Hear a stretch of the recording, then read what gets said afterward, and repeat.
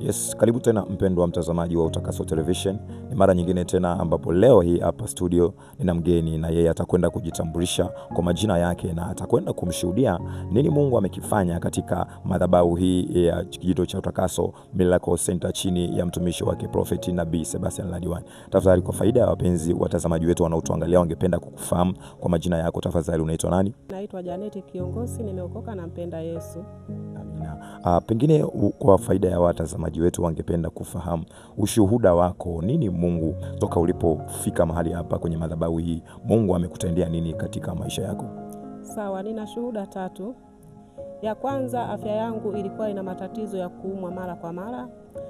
Nilipoenda Ikonda hospitali niliambiwa na cholesterol pamoja na nina moyo. Baada ya kutibiwa Ikonda nikaenda Dodoma tena nikaambiwa na cholesterol nina moyo. Lakini niliona ni bora niwe na maombi. Namshukuru Mungu toka nimefika hapa hospitali sijaenda na situmii dawa tena. Nimepona kwa maombi, namshukuru mtumishi wa Mungu wa madhabahu hii. Nimepona kabisa, situmii dawa yoyote. Ni muda gani hizo changamoto ulikuwa nazo toka kipindi ambapo toka matatizo hayo yanaanza? Kuna miaka 4 nyuma haya matatizo nilikuwa nayo, lakini kuna miezi kama 12 au 11 sijatumia dawa yoyote. Kwa hiyo ninamshukuru Mungu kwa uponyaji. Natokea uanze kukanyaga ardhi hii ya mahali hapa kijito cha Utakaso chini ya Prophet Nabii Sebastian Ladiwan, kwa mara ya kwanza toka mlipoonana, Nabii alipata wasaa kukuonana na wewe na alikutamkia neno gani pengine la kinabii juu ya maisha yako?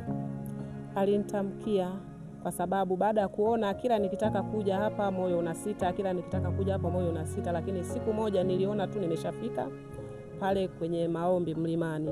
Akaniuliza, wewe vipi? Nikasema mimi nimefika, naomba baba uniombee.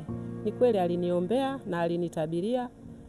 Alivyoniombea nilikuwa na matatizo ya kuumwa, mara vidonda vya tumbo, mara mdomo unakuwa na madonda, mara mwili haueleweki, lakini ninamshukuru Mungu toka alivyoniombea afya yangu ipo vizuri, siumwi na kitu chochote, nipo safi. Nilikuwa kama mzee, lakini sasa hivi afya yangu nzuri kabisa kama unavyoiona. Kwa hiyo ninamshukuru sana mtumishi wa Mungu. Kwa faida ya watazamaji wetu, kwa maana wamesikia kile ambacho umekisema kwenye kinywa chako mwenyewe, unawaambia nini wapenzi watazamaji wetu wanaotuangalia kwa ushauri au kipi cha kuambia ambao hawajapata neema ya kufika katika madhabahu hii?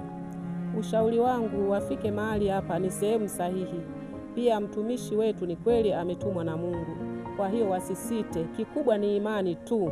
Waongeze kiwango cha imani, matatizo yote yataisha kama yalivyoisha mimi. Mungu akubariki sana mama. Amina. Endelee kutunza muujiza.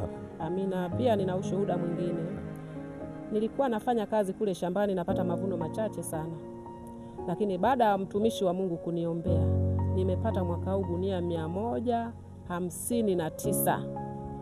Mahindi nilipata gunia 100 kama na 20. Mtama nimepata gunia 59. Ninamshukuru sana Mungu. Pamoja na kuwa nimeuza tofauti, lakini kiwango cha mavuno nimepata kikubwa sana. Pamoja na kuwa kulikuwa kuna majaribu ya hapa na pale, lakini ninajua kabisa shetani ameshindwa. Mtumishi wa Mungu akikuombea, ni kweli akiwa amekuombea, ili mradi tu uwe na imani.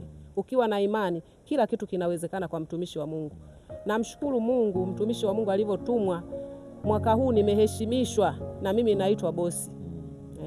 Na bosi, hongera sana. Amina, amina. Hakika Mungu ni mwema juu ya maisha yako. Amina, na ofisi yangu imependeza kwa kweli na ninauza, lakini kwa maombi yake pamoja na mimi mwenyewe. Mungu ambariki sana. Mungu aendelee kukupa utajiri, kwa maana ya bosi sasa ni mambo mazuri sana, na Mungu aendelee kufanya zaidi ya ambapo kuliko matarajio yako. Amina, amina.